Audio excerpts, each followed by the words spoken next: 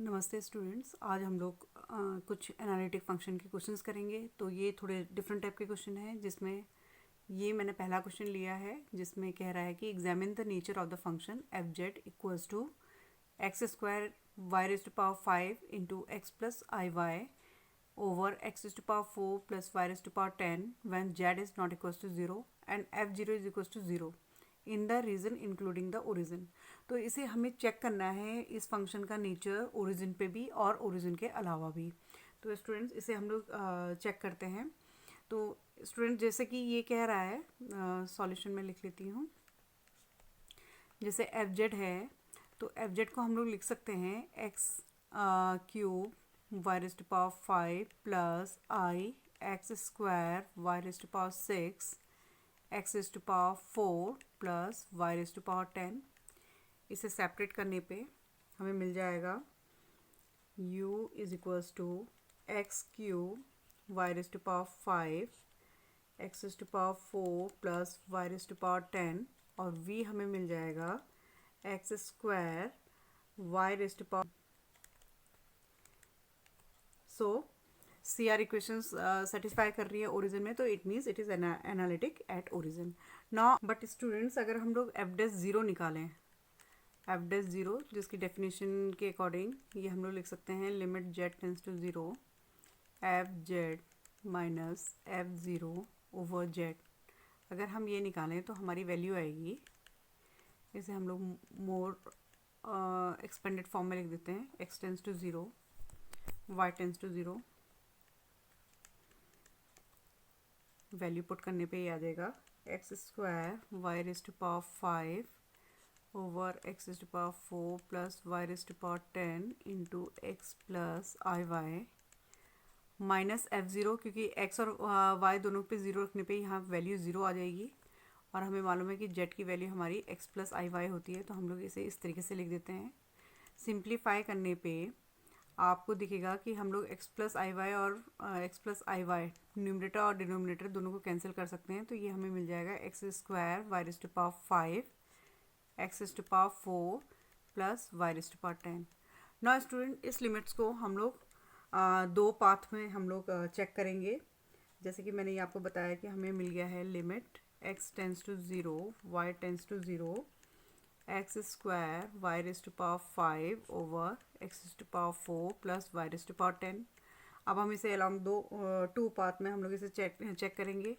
अगर हमारा z tends to zero है along straight path y equals to या straight line y equals to M X पे हम लोग इसे चेक करते हैं, तो हमारी जो लिमिट आएगी that is limit x tends to zero x square m raise to power 5 x raise to power 5 over x raise to power 4 plus m raise to power 10 x raise to power 10।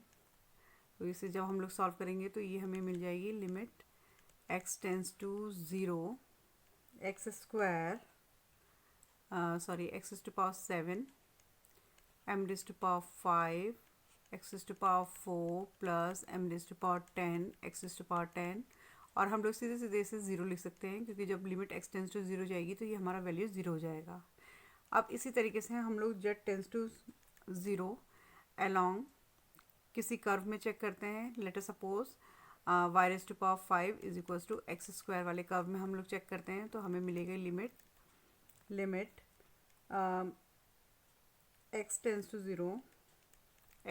To zero ये हमें मिल जाएगा at the place of y raise to power 5 I will put x square x raise to power 4 plus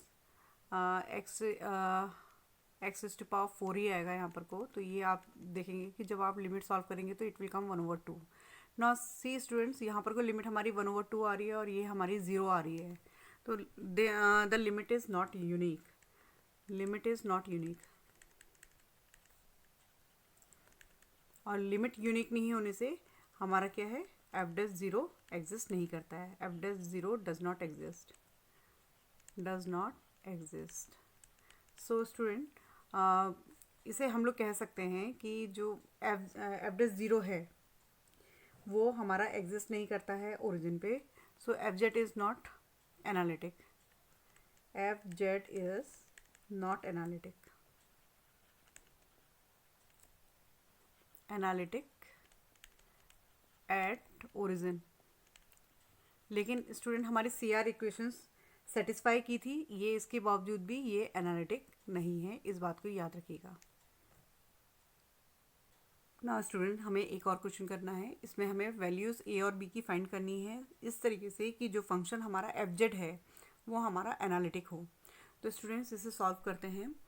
तो function में दोबारा एक बार और लिख लेती हूँ, fz is equals to x square plus AY² minus 2xy plus I bx² minus y² plus 2xy।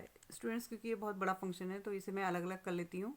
Late us suppose इसे हम u प्लस IV के फॉर्म में लिख सकते हैं। अगर हम कंपेयर करें तो u हमारा आ जाएगा x² plus AY² minus 2xy, और इसी तरीके से v हमें मिल जाएगा bx² minus y² plus 2xy। Students अब हम इसमें देखेंगे, क्योंकि हमें एनालिटिक फंक्शन प्रूफ करना है कि ये एनालिटिक है या नहीं है। सॉरी, हमें A और B की वैल्यू फाइंड करनी है सच दैट कि हमारा ये एनालिटिक फंक्शन हो। तो क्योंकि अगर ये एनालिटिक फंक्शन है तो हमारा CR इक्वेशन से कंडीशंस को सेटिस्फाई करना पड़ेगा। तो UX यानी कि del U over del X हमारा निकलेगा 2x माइनस 2y। इसी तरीके से हम लोग UY निकाल लेंगे, तो ये हमें मिलेगा 2AY minus 2x, VX 2BX plus 2y and VY हमें मिलेगा minus 2y plus 2x।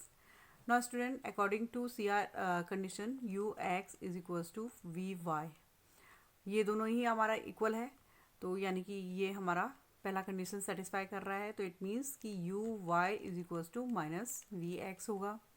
UY हमें मिला है 2AY minus 2x is equals to minus 2BX plus 2y। तो स्टूडेंट्स हम लोग इसे लिख सकते हैं 2AY minus 2x 2AY minus 2x is equals to minus 2BX minus 2y। तो हम जब इसे कंपेयर करेंगे कोफिशिएंट को, तो y वाले से y वाले को और x वाले से x वाले को, स्टूडेंट्स इसे हम लोग सही से लिख लेते हैं ताकि हमें कन्फ्यूज़न ना हो। तो लेट अस सपोज मैं इसे इस तरीके से कर लेती हूँ। Now comparing the coefficient of x and y separately, तो y का कंपेयर करने पे 2a is equals to minus 2 आ जाएगा, that is a is equals to minus 1। इसी तरीके से x को अगर हम कंपेयर करेंगे तो minus 2 is equals to minus 2b, that is b equals to 1 आ जाएगा। So for a is equals to minus 1 and b equals to 1, fz is analytic.